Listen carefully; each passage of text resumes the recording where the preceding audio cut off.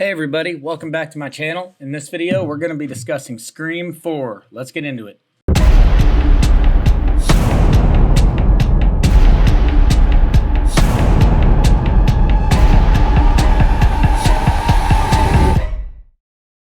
Scream 4 is a 2011 film starring Neve Campbell, David Arquette, Emma Roberts, and is directed by Wes Craven. 10 years have passed, and Sidney Prescott, who has put herself back together thanks in part to her writing, is visited by the ghost-faced killer once again. So, while Scream 3 is across the board probably the most disliked movie in this franchise, I'd say Scream 4, despite being generally more loved than 3, is the runner-up and is easily one of, if not the most divisive film in this franchise. And of course, if you disagree with me on that, I'd love to see your response and your reasoning down in the comments section. I'm always up for discussion. But I actually have a somewhat funny experience with this one. See, I watched this movie in theaters back when it was new, and I was already a pretty established Scream fan by then. As a kid in the 90s, as well as a horror fan, I grew up with these movies. But I'm relatively new to the online horror community in terms of social media. All I really had was my family and, my real-life friends. So I really had no idea what everyone else out there thought of these movies. I remember watching this movie for the first time in theaters and thinking it was just a really good Scream movie. I had a great time with it, and I walked out wholly satisfied. To me, it was a return to form with, once again, fantastic casting and a freaking awesome third act, which I'll talk about more in a minute, but I just thought it was a great movie. But then in about 2017, when I started getting more plugged into the horror community with YouTube and Facebook groups and this and that, I realized that this was a very polarizing installment, and I just don't understand that. This movie gives me everything I want in a Scream film. Now, if you saw my Scream 2 review, you'll notice that I said one of the weakest parts of that movie was how formulaic it was. I felt like it needed to go bigger than it did and not reuse the original template from the first movie, especially since it was just made a year later. We literally just saw that a year prior. But this movie was sort of a legacy sequel before legacy sequels were even a thing. It was commentating on the reboot and torture porn era of horror from the early 2000s, but it was also a fourth installment of a franchise. Scream has always been a self-aware franchise whose gimmick was quite literally for each subsequent sequel to be a commentary on the current landscape of horror at the time of each film's release, as well as giving you the breakdown of the rules of whichever numerical placement that film has within the franchise. So it made sense that this particular sequel reused the template from the first one. It was a sequel that was quite literally standing in as a reboot, hence why I say it was a requel before the term requel was even a thing.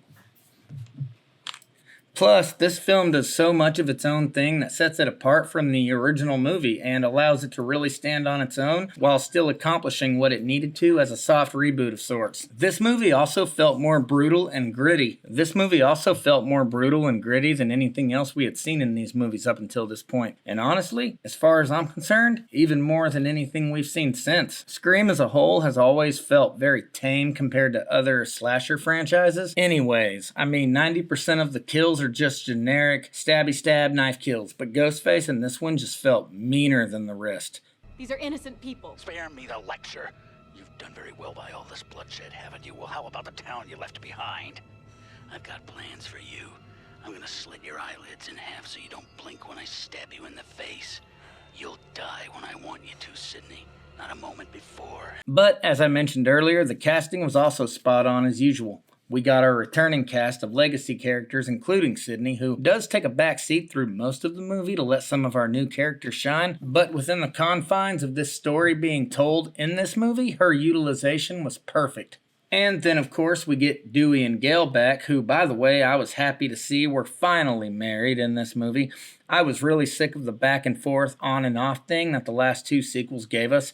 The first film was obviously the first film, so it wasn't an annoying gimmick in that one, but by the third movie, I was sick of it. In this film, they do go through some marital issues, one of those issues involving another character, but the filmmakers finally committed to just marrying these two off. But then we get Emma Roberts as Jill Roberts. Talk about meta. who is our primary final girl for most of this movie. Spoiler warning if you haven't seen Scream 4, but she is also our main killer of the movie. Then there's Hayden Panettiere, I'm not sure if I pronounced that right, as Kirby, who, by the way, basically stole the show for a lot of people. She acted as our Randy stand-in character for this movie, but she didn't come off as annoying or forced, and she wasn't just a cheap discount Randy. I love her character, and she's become a fan favorite of the entire franchise. I've even seen some people say she's even better than Randy. I'm actually very happy personally to see her coming back in Part 6. And I loved that little Easter egg they gave us in Part 5. It got me and a lot of people excited for what's to come, especially with her character. A lot of people were speculating that she might return because of how ambiguous her final scenes were in Scream 4. And I'm not sure if the filmmakers actually had plans of bringing her back. Maybe somebody in the comment section can let me know that. Or if they just heard the fans and decided, hey, let's bring her back. The fans love it. Either way, her return in Part 6 is one of the things I'm looking forward to the most.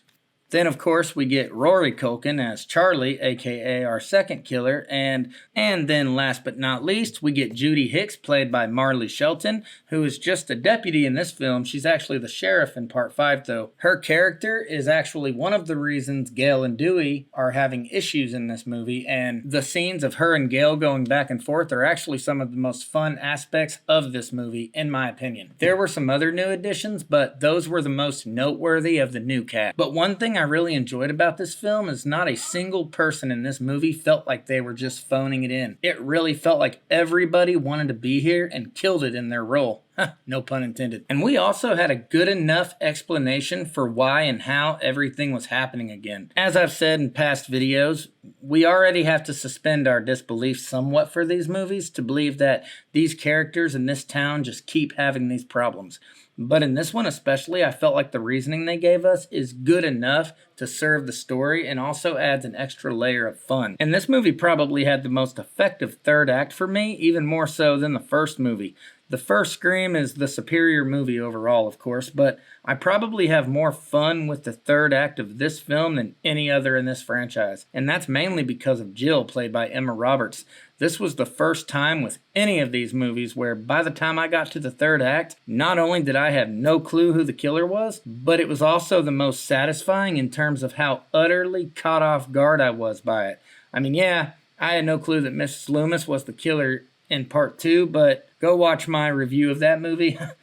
She was barely in that movie, and I just thought that was forced and stupid, whereas I was genuinely and pleasantly surprised here. And she's probably the most explosive and unhinged killer of any of these movies. She basically just wants to be famous. I mean, that's her entire motivation here. And jealousy. She was jealous of all the attention and fame that her cousin Sydney got, that she wanted to actually replicate that for herself. So she orchestrated this entire thing just so she could live stream and record everything and post it on social media and get famous and basically be the new Sydney of this era. And of course, if she was going to do that, the actual Sydney had to die. And the lengths she was willing to go to carry out her plan was just freaking nuts. I mean, this crazy chick killed her own mother literally just so everything that happened to her could align perfectly with everything that happened to the real Sydney. Because other than that, her mother really didn't have to die. She could have easily just carried out the rest of her plan, and her mother would have never even been privy to the fact that she was the killer, and she would have never known. To me, that just makes her the most unhinged. I mean, even Billy and Stu cared about their freaking parents. That was Billy's entire motivation. And then, of course, we get this line from Stu. My mom and dad are gonna be so mad. And this is also where this movie deviates the most from the original movie. Not only do we get a bait and switch with Jill being the killer, but you think that her goal here is to survive with Charlie and those two be the Sydney and Randy of this current era, and that they're just gonna frame her ex-boyfriend Trevor as the killer. He's gonna be the Billy of this era. But nope. She kills her partner Charlie so she could say Charlie and Trevor were this generation's Billy and Stu. And now she's the sole survivor. She's now simply just the Sydney. And she almost gets away with it. You even think she did get away with it. You think the movie is over and that they had the guts to finally kill Sydney. But then you realize it's just a false ending, and the real ending is in the hospital afterwards. And a lot of people have a problem with this part of the movie because, for one, it does go on for far too long, and secondly, because Jill tried too hard and was way too successful trying to carry out her master plan for her to be this dumb and try to kill Sydney in the hospital. Because obviously there's no way she could get away with it. I've seen a lot of people online say that it's just bad writing, but I think it's pretty consistent with how they've written her character up until this point. I mean, she's clearly off her rocker, and she clearly has completion anxiety, if you ask me. I'm not a psychologist, but that seems like a realistic reaction to me. Even if it wasn't necessarily a deliberate creative choice in the writing room, I still use my own headcanon on this one, and it's something that makes total sense to me. So that's what I go with, and it doesn't bother me. And for my negatives, one of the big ones that stands out to me is the color grading they use for this movie. It seriously looks like everybody in this film was covered with saran wrap or baby oil or something. I don't even know how to explain it because I'm not really sure what they did here, but it has a really slick look to it, and it's also a very brightly lit movie, even in scenes that shouldn't be. So it's especially noticeable in the scenes that are supposed to be dark. So there's just a bunch of conflicting visual tones here, and it didn't really for me, but I could definitely understand if it would take you out of the movie, so that is a negative. And another thing would be the fake out ending. While it doesn't take me out of the movie, and from a storytelling standpoint, like I said earlier, it does make sense to me that she would be doing this, but it just makes the movie drag out unnecessarily. And to add to this, I wish they would have just had the guts to kill Sydney off, because it would have added a much more emotional gut punch that none of the other movies gave us. That would have been even more effective than what they did in the 5th movie, if you ask me. But either way, I really like this movie, guys. I always have, and other than the first one, it's probably the most rewatchable for me out of any of these movies. So for a rating, I'm giving this movie a solid 9. So what did you guys think of Scream 4? Do you agree or disagree with anything I said? Go ahead and let me know down in the comments section, or find me on one of my socials, which are in the video descriptions on all my videos, and we can discuss it. In the meantime, go ahead and like and share this video. If you haven't already, please subscribe, and I'll catch you guys on the next one.